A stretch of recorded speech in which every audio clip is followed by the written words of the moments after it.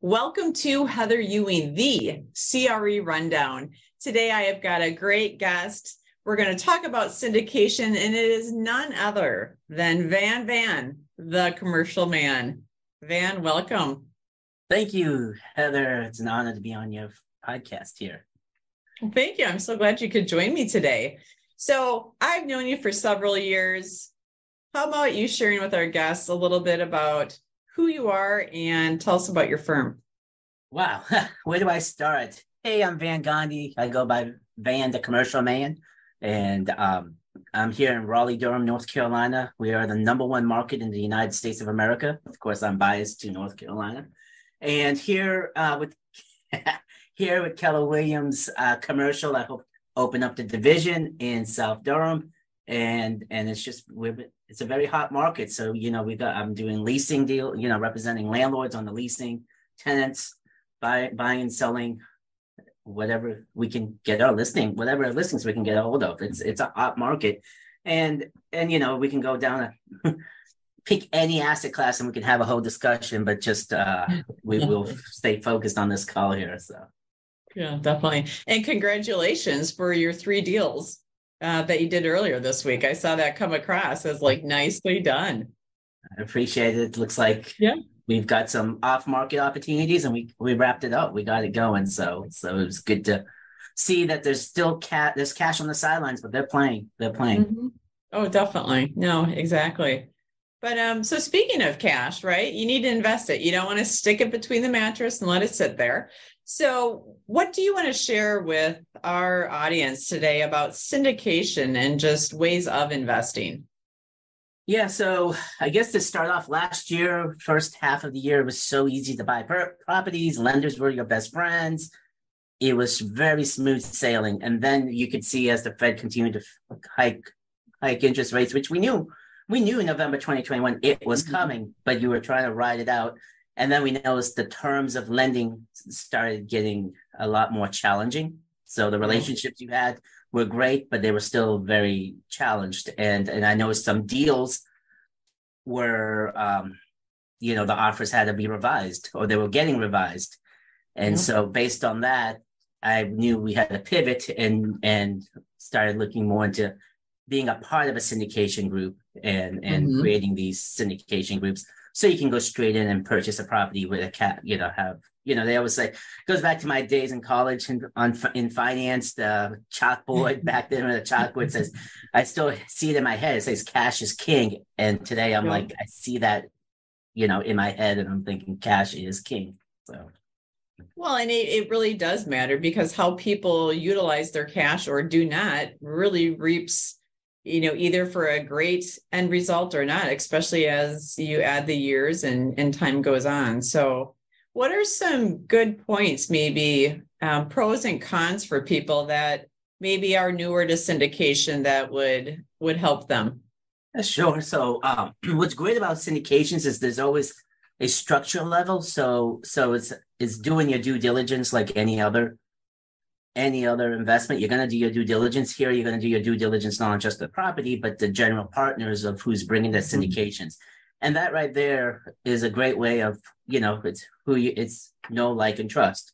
So you get through that, then the rest of the process is a little simpler. And a lot of people have cash, but they're not ready to commit $1 million or ready to commit $500,000, but they're fine putting $50,000, $100,000, $200,000 into an investment that they're passively earning. And so it's a great tool for me to tell my clients, me personally, to go into it, do my homework on top of the due diligence and reviewing the OMs.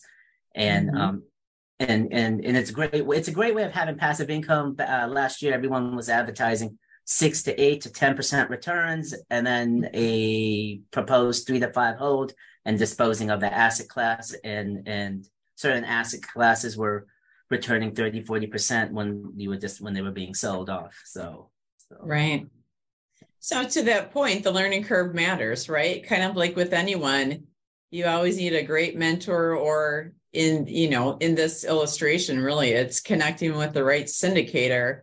And what are some things or tips that you would have for people so that they do get connected with the right syndicator and they're not out with someone that does a lot of talk and doesn't have the deal experience? Yeah, that's a great question. It's I guess I could speak on my behalf because I've always had interest in it, but to that, who do you know, like, and trust?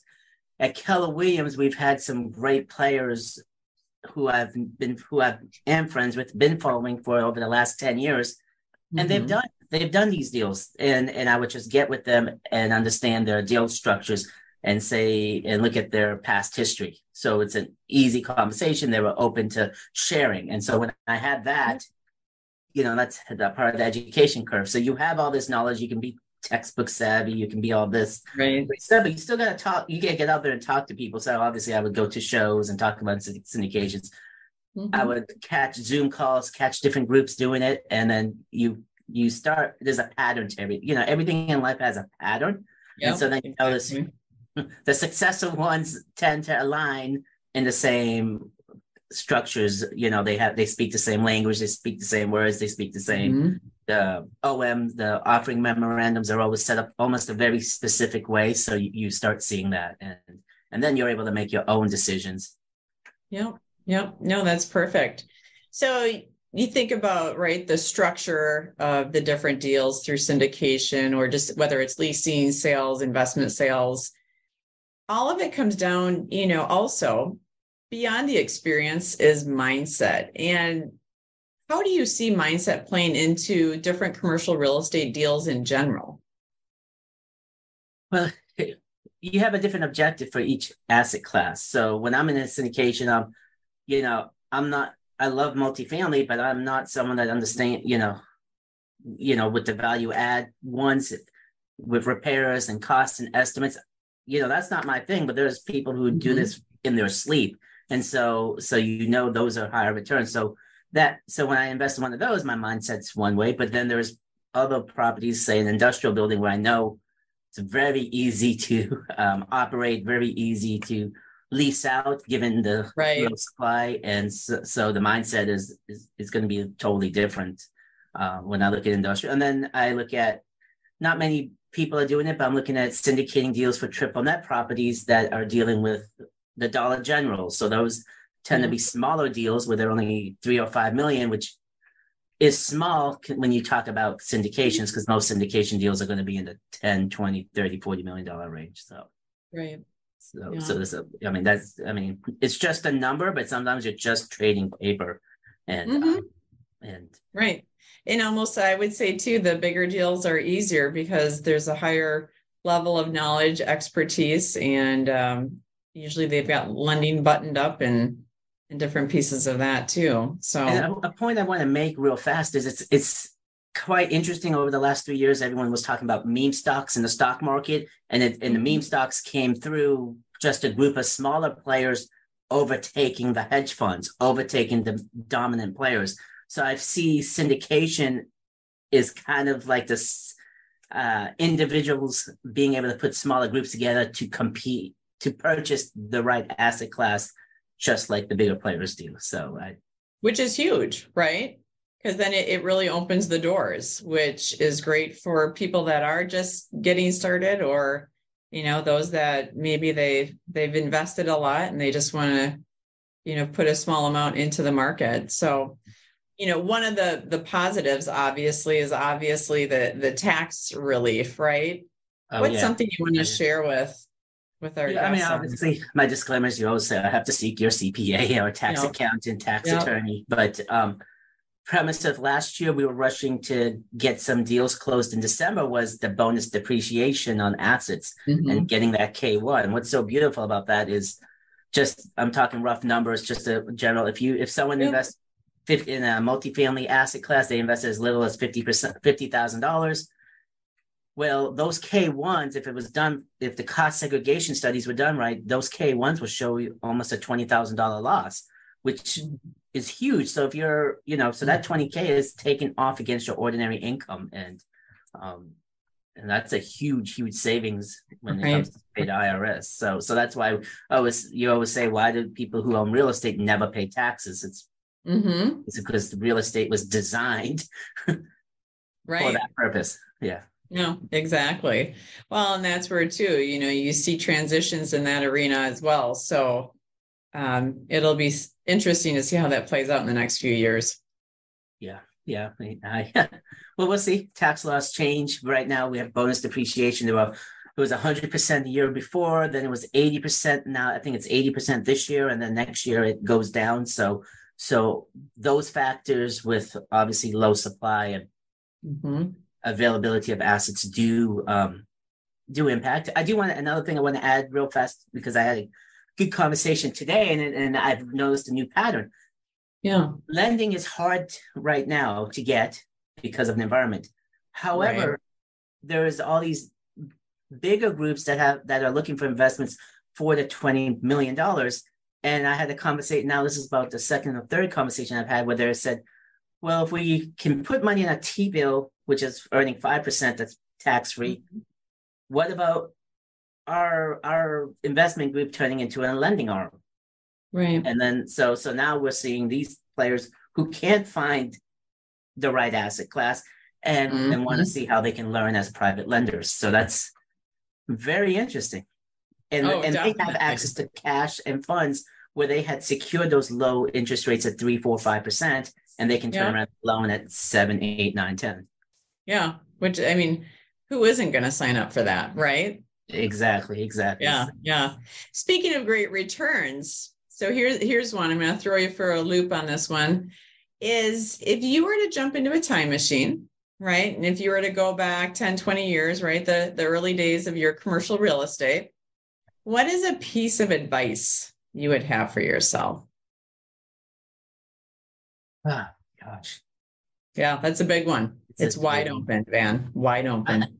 It could go anywhere. I would say align myself with the big players in the business. Go with a big firm, see who you can latch on to. Don't expect to earn any money. Kind of work. My mentality is almost work for free and be a sponge. And that will go so much further than anything else. And you can afford to do it, especially if you're early in your career. So, yeah, no, that's great advice because to your point, it's priceless knowledge. And for someone to trust you and their time of sharing and guiding is a big win, I'd say too. Yeah, no, that's a great one. And along with all this, you've got the tax savings, the different asset classes, getting in maybe a small amount, large through the syndication. What would you say is, with all those stresses, what is some way that you find to de-stress, right? There's a lot happening in commercial real estate. It's been very volatile and a lot of, big stakes. How do you de-stress? What's a tip you'd give for us? You know what? I would say, if you have a hobby, go walk outside, go run, as I know you do. Do something that find something that completely takes your mind away from what you do on a daily basis. So obviously for me it would be probably going outside in nature and walking around or staring at birds. I mean, coming to my bird feeder. It's just so simple. Another tactic is actually, it's almost work-related, is actually masterminding with various networking groups and just having off subject type conversations. And you don't always have to talk about your own stuff. You can always talk about it superficial property and kind of just have that dialogue, because that will also I don't know, it will erase any negative thoughts you might have, or it'll allow you to bring up objections from a third party that's neutral that will answer it in a honest format. So oh, definitely. And to your point, I think that's where it's so important to connect with other brokers, firms, syndicators, you name it, across the board, because the world becomes smaller and smaller. And I think too, you can learn so much, and it's always nice that we all have our lanes and our expertise. And it's nice to have a name of someone that in a certain area of the country that will take really good care of someone. You can refer them on, that they're going to get what you need. And at the same time, you've helped them advance, which feels really good. And too, let's face it, right? It's fun. Like, it's been so great getting to know you over the years and working together and things like that, that it's really the the sky's the limit is how I like to look at it. Absolutely. And I was obviously with Keller Williams Elite Realty, and I opened up the commercial division. So our office alone has 180 residential brokers. So that's how I built up the referral base. But the key component, the main operating principle of this office, you know, his firm does whatever, 80, $90 million a year. And it was a dialogue I was having with him is, you know, you're so successful and you're networking and you're masterminding with other residential brokers in the market that you're competing with. How are you able to excel, or how are you able to abroad? He's like, Van, you're in the same shoes as me. What you have to do is you have to go across state lines, across the US, and mastermind there to be able to truly grow. And so that kind of it's a great point. Yeah. And I think it's easy for people to be myopic sometimes. And when you look at the brokers such as yourself that do get out and really network through ICSC and other ways as well, that it really does allow you to be more robust. So kudos to you on that. Yeah. And we got to give our buddy, Miss Beth Azor, a lot of credit. She really molded us and kind of helped us in that venture and provided those great seeds. So completely agree, Van. So on that note, thank you so much for joining us today. And I have one wild last question, which in knowing me, you'll appreciate this. Marathons, right? This is the rundown. Past or future? How do you see a marathon? Well, I'm not a runner, so I would probably walk a marathon, and I could see myself doing a 10-mile walk. And that's great. And you're a big supporter of it. So that's the part that counts, right? Absolutely. Absolutely. Especially outdoors. If you can get outdoors, get outdoors. It makes the difference of everything. I agree completely. So on that note, I hope you're getting outdoors today. It's a beautiful day. And how can our guests connect with you, Van? Well, again, thank you again for having me on your awesome podcast here. And you can reach me, Van Gandhi, at vangandhi.com. It's VANGANDHI.com. Or you could just find Van the Commercial Man. Just Google it. I'll pop up. Yes, you will. Love your videos. Keep up the great work. Thank you. Thank you. All right. Thanks, Van. Yeah. Bye. Bye-bye.